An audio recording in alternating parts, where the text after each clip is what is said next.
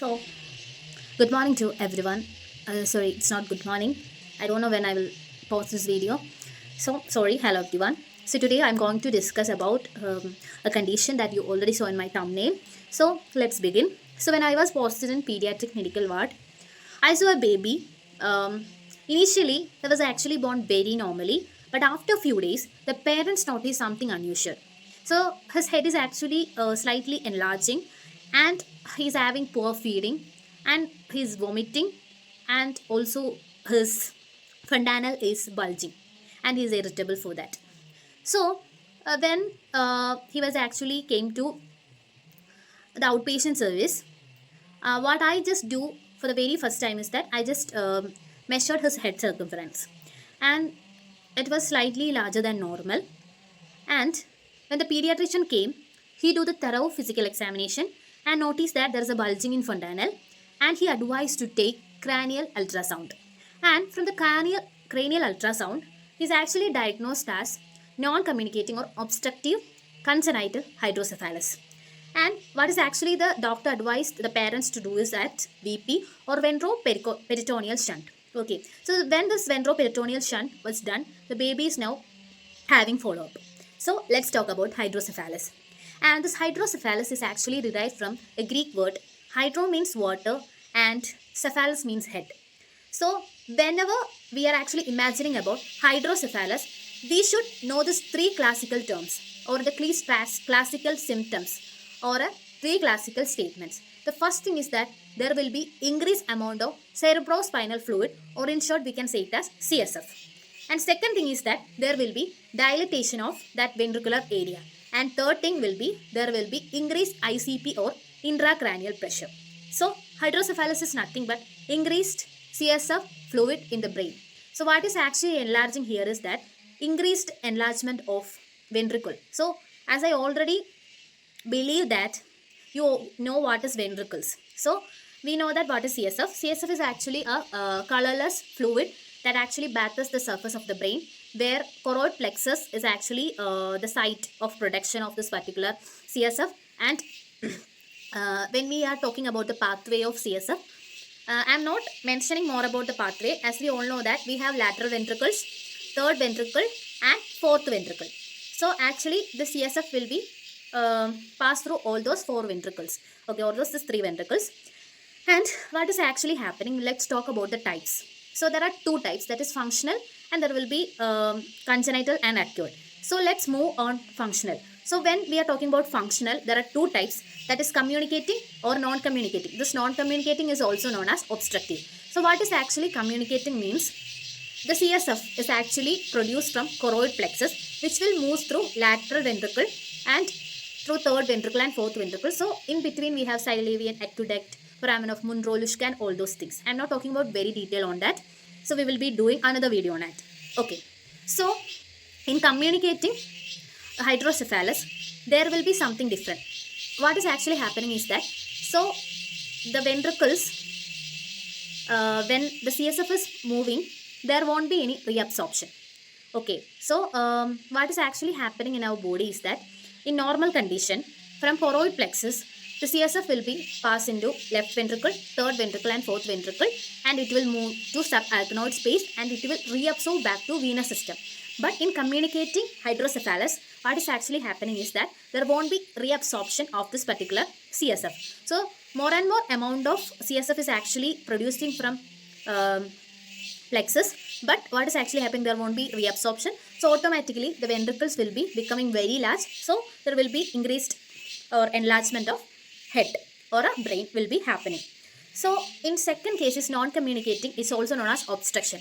Means something is obstructing the flow. So automatically more and more thing is accumulating on that ventricle. So there will be enlargement. And second case is congenital. For the 60% of babies who are actually having congenital hydrocephalus, and how it is actually happening is that I will say it in etiology. And second thing is acquired. Acquired is actually happen during some traumas or in some tumors or something like from infections. So let's talk about the physiology or pathology behind it. It is very simple. When there is more amount of CSF fluid, automatically there will be increased ICP or intracranial pressure. and automatically there will be dilatation of space between the ventricles, and which will cause compression of brain tissues and will be produce some classical symptoms of this particular hydrocephalus. Okay, so when we are talking about the etiology, I am talking the etiology in a separate way. First thing is that in case of congenital hydrocephalus, it is due to intrauterine infections such as rubella, toxoplasmosis, cytomegalovirus, and X-linked chromosomal disorders and all those things. Okay, and for acute cases, it is due to infections such as meningitis and also atresia that has happened between foramen of Luschka or Munro. Are actually the types of hydrocephalus. And next we are talking about the classical signs and symptoms in newborns or infants, and we can classify other thing as a children. So in case of babies, there will be a sunset eye-like appearance, poor feeding, vomiting and crying. Okay, that are the common symptoms we are actually noticing. And for children, children will be having headache and vision impairment and irritability and decreased academic performance, developmental delays in case of children. And in some cases there will be unknown or idiopathic cause too. And the next thing we are actually discussing about is that what are the diagnostic evaluation. That is quite interesting. For babies, the most common thing is actually, or the newborns, we will be looking for cervical ultrasonography, CT, MRI, and physical examination. We will be checking Evans index and thorough history collection and all those things. So, one interesting thing that we will notice while in checking in CT or MRI, most commonly in hydrocephalus, there will be a Mickey Mouse appearance. Okay, and what is actually the Evans index is nothing but we will be calculating. I will be giving in a very simple way. We will be calculating the width of the front portion of the ventricle, and we will be divided to we will be taking the width of the skull, and if it is equal or less than 0.3, there won't be any hydrocephalus. But if it is more than 0.3, we can confirm it as a hydrocephalus. But I am just talking about the diagnostic evaluation only. But still, from ultrasound itself, we can confirm that what type of hydrocephalus actually the baby is actually undergoing or is actually getting. And we are talking about the management. Management is actually is already I mentioned about when I talked about baby, that is ventriculoperitoneal shunt. I will be saying it in a very simple way.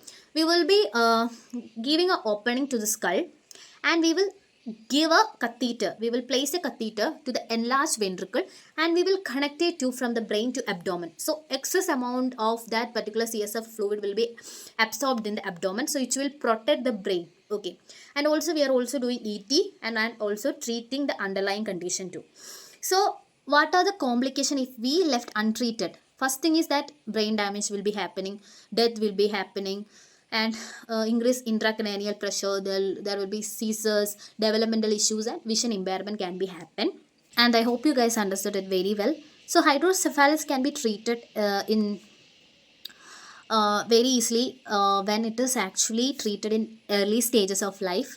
And I also saying that the incidence is equal for male and female babies, and incidence is very decreased in developed countries when it is providing more amount of folate supplementation to avoid the neural tube defects, and also antenatal imaging. So some people will be terminating their pregnancy. So most importantly, shout out some comment if you loved my discussion, and also give some suggestions in my video, and never forget to answer my question that I asked from the initial beginning of the video. So thank you all. Subscribe my channel if you loved it, and I assure you that you will be getting some ideas related to this. So thank you all.